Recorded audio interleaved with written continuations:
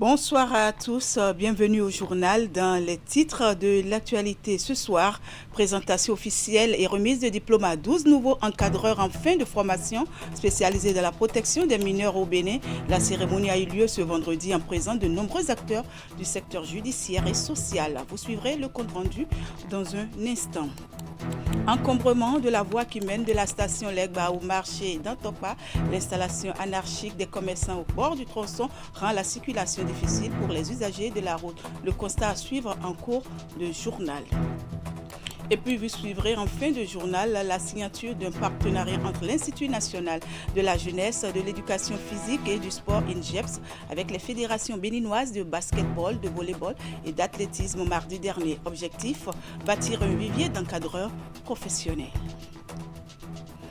À nouveau, bonsoir et merci de nous rejoindre sur Canal 3 Bénin.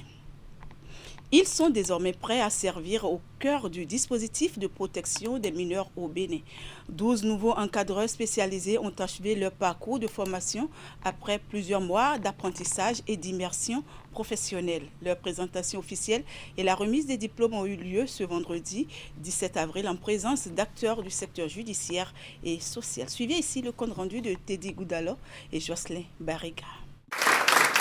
Dans une ambiance à la fois solennelle et empreinte de fierté, la deuxième promotion des élèves éducateurs de l'éducation surveillée a effectué sa sortie officielle. Au terme de 9 mois de formation, ces nouveaux professionnels, au nombre de 12, reçoivent leur diplôme, marquant ainsi leur entrée dans le monde du travail au service de la justice et de la réinsertion sociale. Chers collègues éducateurs de l'éducation surveillée, nous sortons aujourd'hui par une même mission: protéger, accompagner, éduquer et réinsérer les mineurs en difficulté. Formés à l'école de formation des professions judiciaires, leur parcours a été rythmé par 6 mois d'apprentissage théorique suivi de 3 mois de stage pratique. Un cursus exigeant destiné à leur fournir les compétences nécessaires pour encadrer, accompagner et assurer le suivi des mineurs en conflit avec la loi. Mon admiration est acquise aux 12 récipiendaires ensuite et surtout pour la noblesse du métier qu'ils se préparent à exercer. Votre encadrement a été assuré de main de maître par des formateurs chevronnés, spécialistes des matières dispensées et des responsables des centres ayant servi de cadre pour votre stage pratique. Ceux à qui nous nous préparons à confier le sort de nos enfants, ils sont bien dans la tête. Ils ne sont pas faits pour le bureau, ce sont des hommes de terrain. Vous remettez les enfants à la disposition du ministère de la Justice, nous les accueillons et nous travaillons déjà pour que très tôt, ils deviennent opérationnels. Pour ces jeunes diplômés, c'est le début d'un parcours professionnel, mais porteur d'espoir pour de nombreux jeunes en quête d'un second départ. Et puis, la communauté internationale a célébré hier jeudi 16 avril la journée mondiale contre l'esclavage des enfants. C'est une date qui commémore l'assassinat en 1995 d'un jeune Pakistanais âgé de 12 ans, devenu le symbole de la lutte contre l'exploitation des enfants. Elle vise à sensibiliser sur des millions d'enfants contraints au travail forcé, à la traite et aux pires formes d'exploitation. À cette occasion, Florence Bossa vous propose le récit que voici sur l'origine et l'objectif de cette célébration. Suivez plutôt. La journée mondiale contre l'esclavage des enfants est une journée de sensibilisation consacrée à la lutte contre l'exploitation des enfants sous toutes ses formes. Elle vise à attirer l'attention sur les conditions de vie de millions d'enfants contraints au travail forcé, à la traite ou à d'autres formes d'asservissement. Elle rappelle l'importance de protéger les droits des enfants et de mettre fin aux pratiques qui les privent de leur liberté et de leur dignité. Cette journée trouve son origine dans l'assassinat d'un jeune Pakistanais, ancien enfant esclave devenu militant contre le travail forcé. Réduit en esclavage dès l'âge de 4 ans dans l'industrie du tapis, il parvient à s'échapper et devient une figure emblématique du combat contre l'exploitation infantile. Son engagement lui vaut une reconnaissance internationale, mais aussi de nombreuses menaces. Il est assassiné en 1995 à l'âge de 12 ans. En hommage à son combat, plusieurs organisations ont instauré cette journée afin de poursuivre son œuvre et de sensibiliser l'opinion publique à cette cause. L'objectif principal de cette journée est donc de dénoncer les différentes formes d'esclavage qui touchent encore des millions d'enfants dans le monde.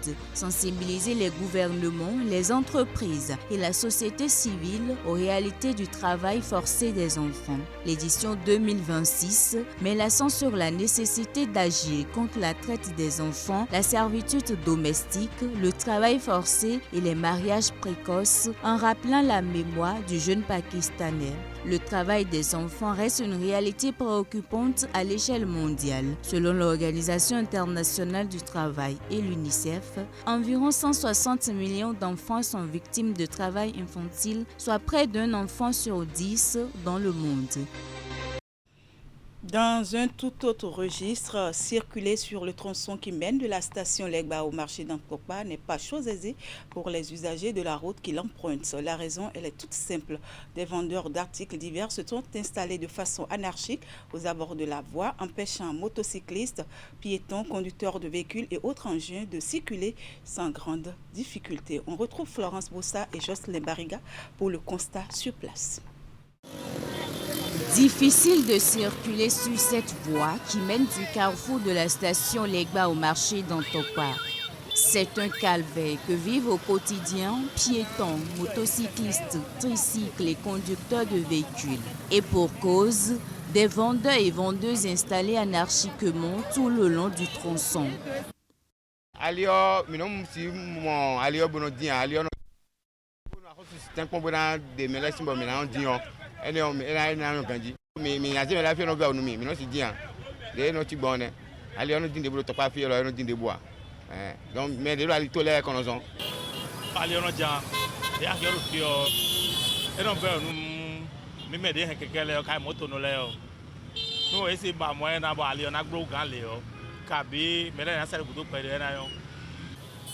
Au dire des usagers de la route, cette situation cause de sérieux désagréments. Si les motos veulent passer, c'est difficilement on passe. Même pour leur vie aussi, c'est risqué. Parce que s'il y a moins de gestes là pour les camions ou bien les voitures, on ne saurait le dire. C'est dangereux. Mais on ne peut pas aussi les condamner parce que chacun cherche ce qu'il va manger. Les usagers appellent les autorités à agir pour permettre une fluidité de la circulation sur cette voie.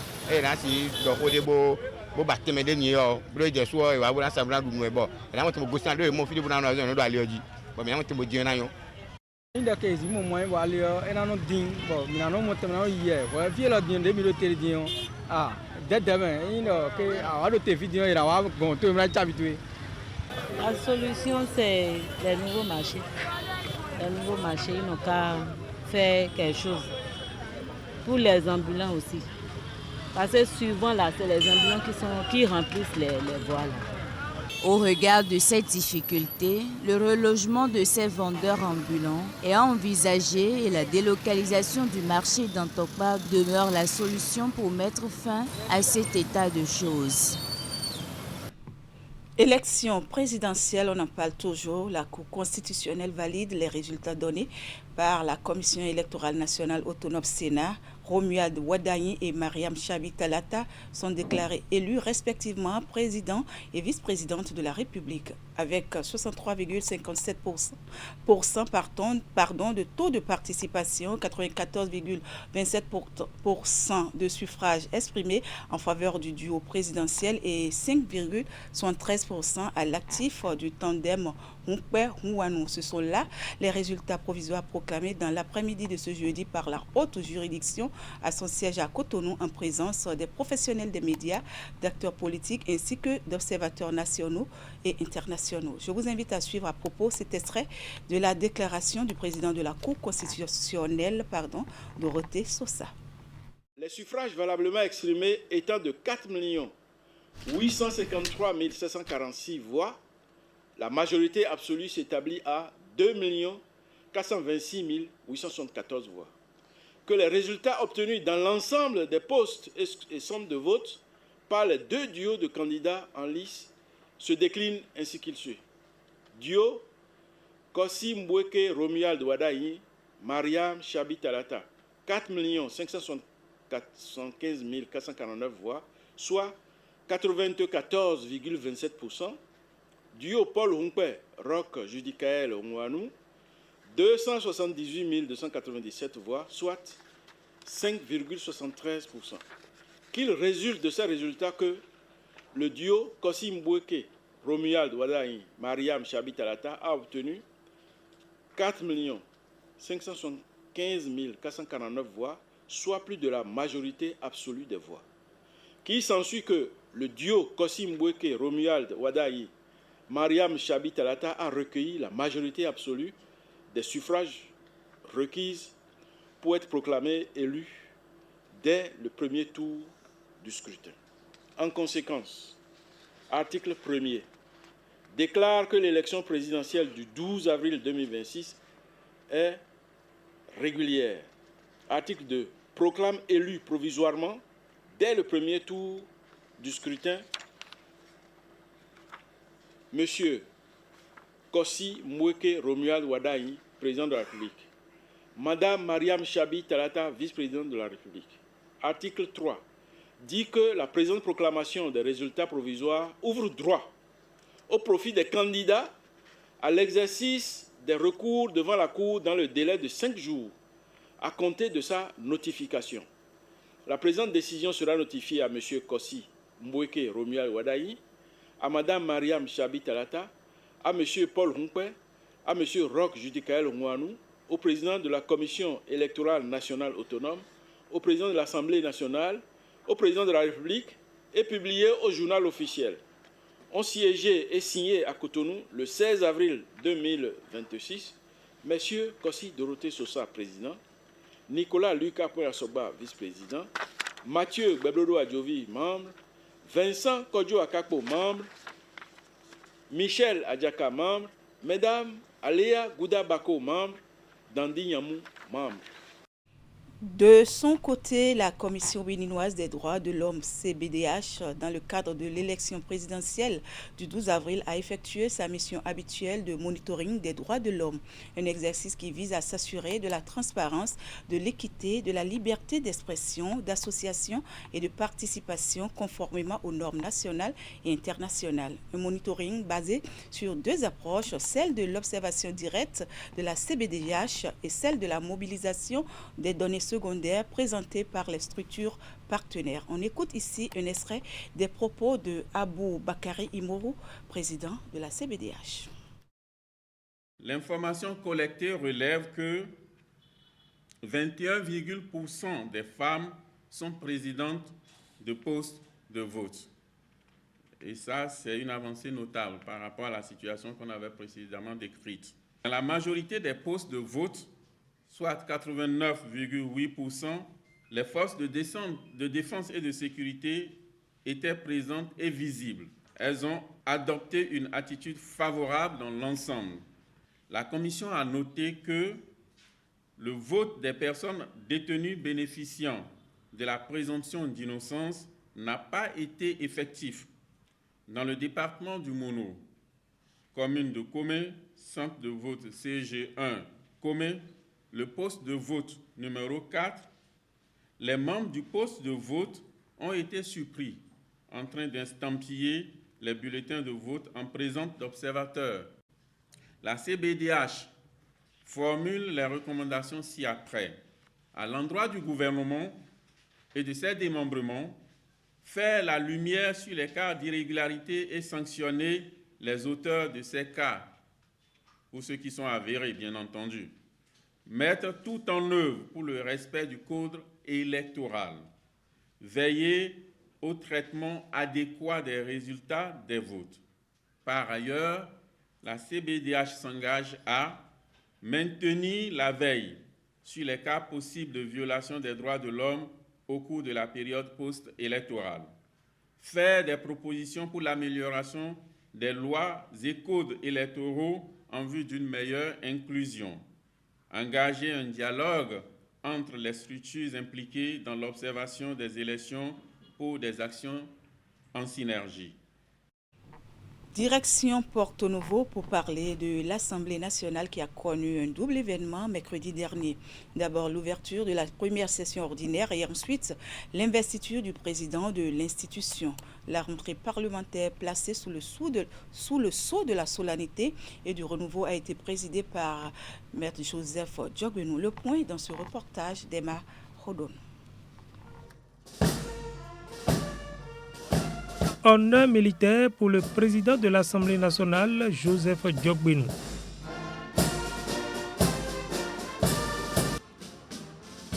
Accueilli sous les ordres de la République, il a reçu les salutations des membres du bureau avant de se diriger vers l'hémicycle pour l'ouverture solennelle de la première session ordinaire de l'année 2026, la toute première de la 10e législature. Président d'institution de la République, ancien président de l'Assemblée nationale et membres du corps diplomatique ont rehaussé de leur présence cette cérémonie d'ouverture.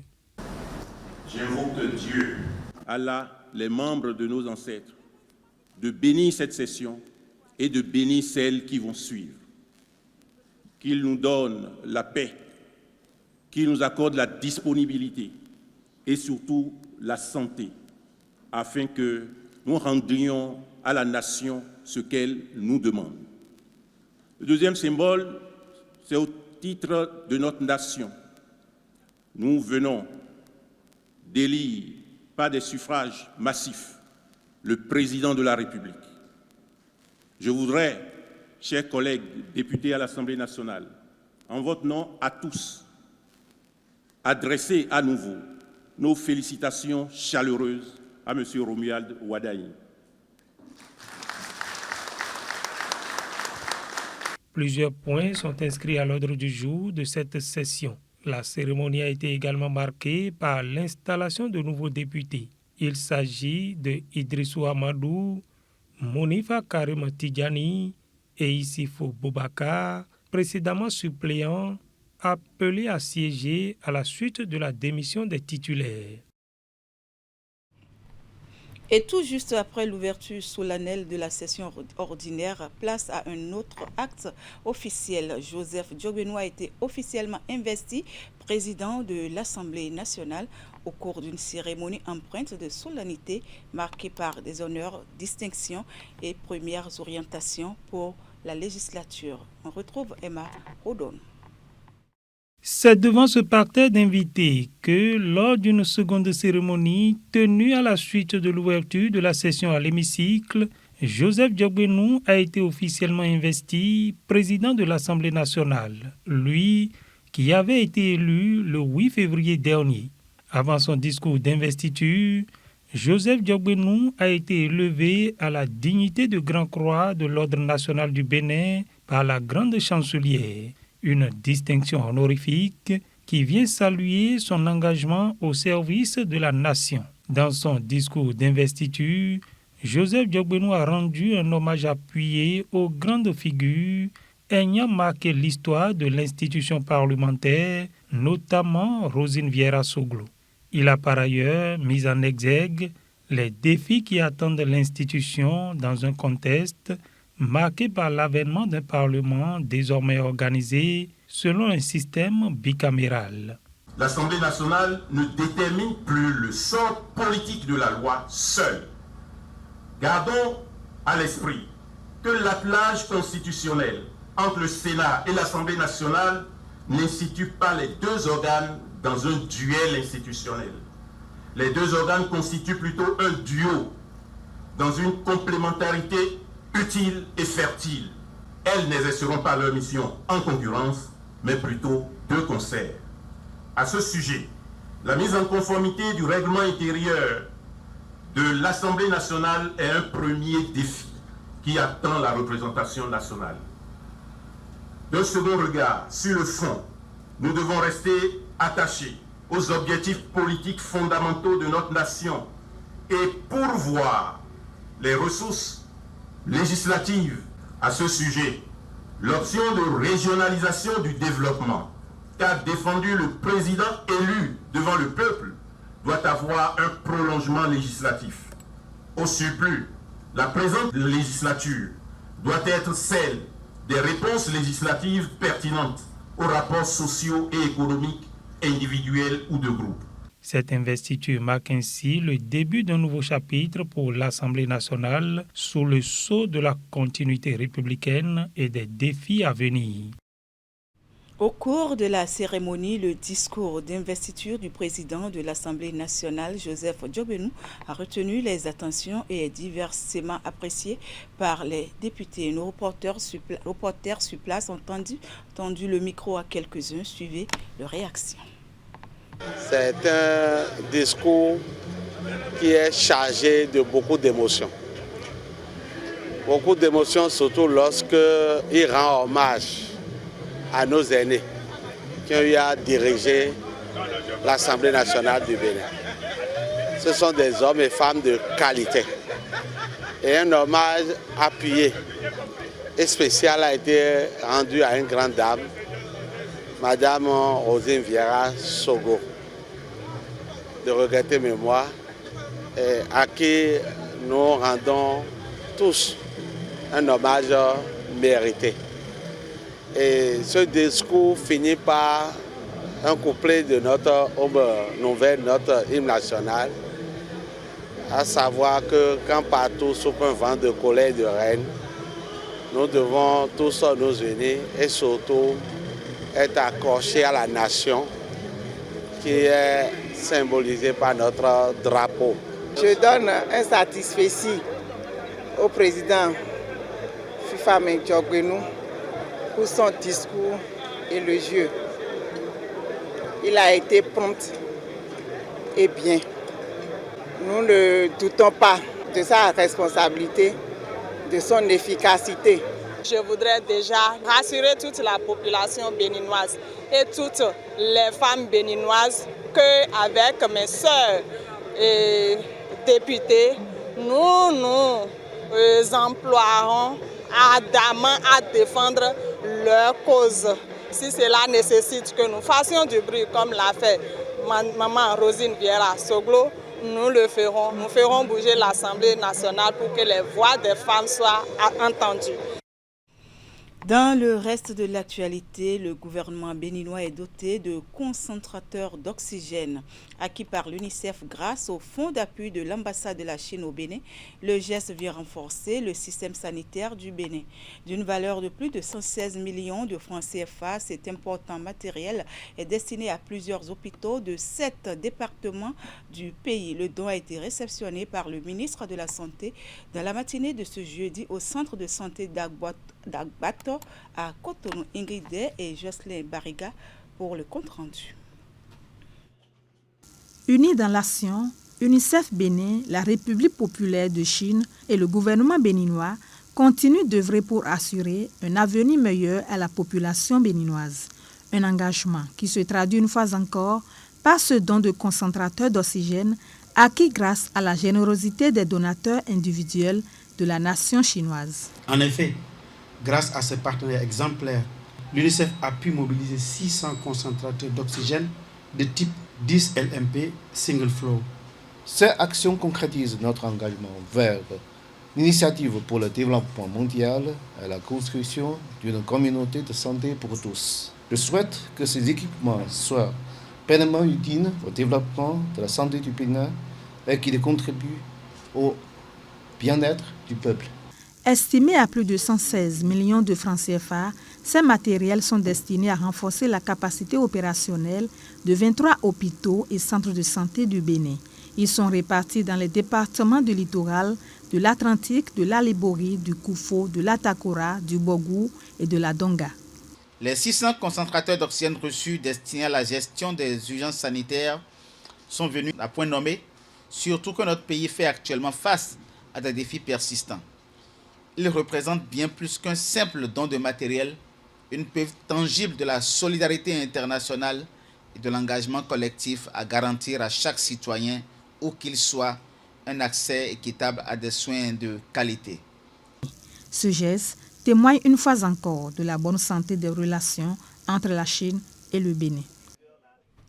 Sport pour finir, après les fédérations béninoises de football et de handball, celles de basketball, de volleyball et d'athlétisme signent une convention avec l'Institut national de la jeunesse, de l'éducation physique et du sport, INJEPS, responsables sportifs au ministère des Sports et acteurs du monde académique se sont retrouvés mardi dernier autour d'un même objectif, celui de bâtir un vivier d'encadreurs capables de porter haut les sportifs au cœur des échanges. La signature d'un partenariat entre l'INJEPS et ses fédérations sportives avec en point de mire la professionnalisation des encadreurs. Voici le compte rendu de Brice Menaï et Simon Coulon.